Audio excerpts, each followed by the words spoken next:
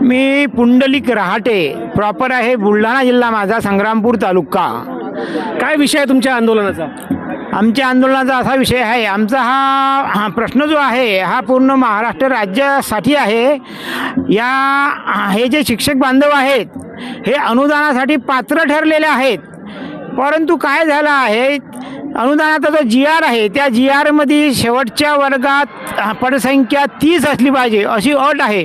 परंतु काय झालं, सन 22-23ला हा एक त्या ठिकाणी प्रॉब्लेम निर्माण झालेला आहे. 22-23ला शेवटच्या वर्गातला पट कमी होण्याचं कारण असं आहे की जवळपास 19-20ला कोरोना चालू होता. 21पर्यंत कोरोनाचं वातावरण असल्यामुळे थोडा पट हा प्रत्येक शाळेमध्ये थोडा फार कमी जास्त झालेलाच होता. आणि ऐन त्यावेळेला जे 8व्या वर्गात जो पट होता तो 22-23ला बरोबर 10वीला आला, किंवा 5वी-6वीला होता तो बरोबर 7वीला आला. त्यामुळे 22-23मध्ये या लोकांचा पट शेवटच्या वर्गामध्ये 2-4 विद्यार्थी कमी होत असल्यामुळे शासनाने यांना अनुदानापासून वंचित ठेवलेलं आहे.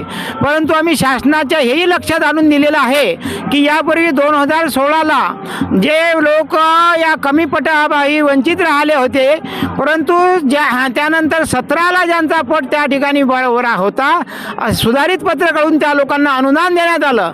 त्याच प्रकारची त्या वेळेची जी झालेली अंमलबजावणी आहे ते तुम्ही आम्हाला यावेळेस 22-23साठी लागू करावी, ही आमची मागणी आहे. म्हणजे आमचे हे जे शिक्षक बांधव आहेत हे जे वंचित आहेत, काही लोक असे आहेत त्यामध्ये शिक्षक की त्यांना अजिबात अजून 1 रुपया पण शासनाने दिलेला नाही, आणि काही लोक ज्यांना काही दिलं त्यांना या 22-23च्या अटीवर जे पात्र होते किंवा काही घेत होते त्यांना आता पुढचा टप्पा यांचा थांबवलेला आहे. हा अन्याय या ठिकाणी शासनाने या लोकांवर केलेला आहे, तो अन्याय दूर व्हावा त्यासाठी आम्ही या ठिकाणी आंदोलन करत आहोत.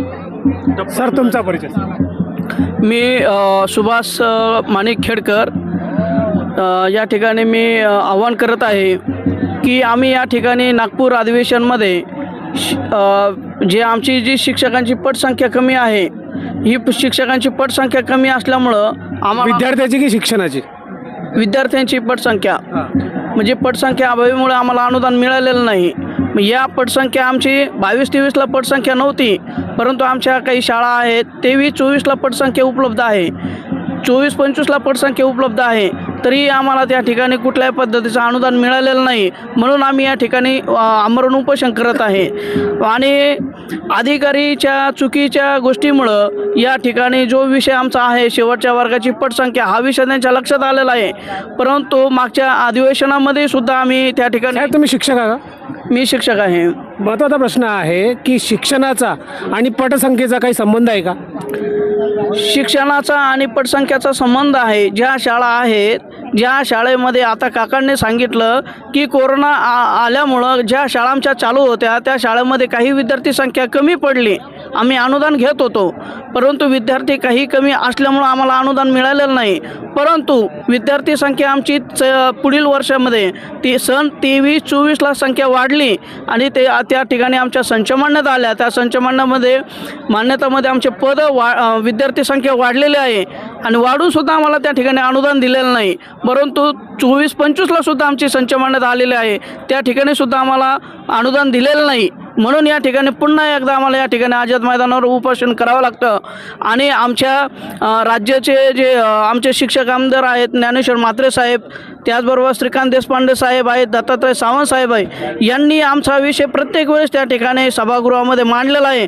परंतु आमच्या कुठल्याही या ठिकाणी साहेबांना कुठल्याही प्रकारचा अधिकारी किंवा जे आपले राज्याचे शिक्षण मंत्री दादा भुसे साहेब आहे, यांनी आमच्या विषयाला कुठल्याही पद्धतीचा अजून हातभार लावलेला नाही किंवा अनुदान आम्हाला त्या ठिकाणी देण्यासाठी किंवा एखादं शुद्धीपत्रकसुद्धा त्या ठिकाणी काढलेलं नाही. ही मोठी शोकांतिका आहे. आणि तुम्ही ज्या शाळेला 22-23ला पात्र शाळा झाल्या त्यांना 20% अनुदान दिलं आणि 23-24ला संच मान्यतेत त्यांचं पुन्हा पट नसला, त्या शाळेचं तुम्ही अनुदान रद्द केलं. आणि ज्या शाळेचं संच मान्यता 23-24ला आहे, 24-25ला पट आहे, त्या शाळेला तुम्ही अनुदान देत नाही. हा विषय काय करायचा, म्हणजे हा विषयामध्ये काय वाटतंय?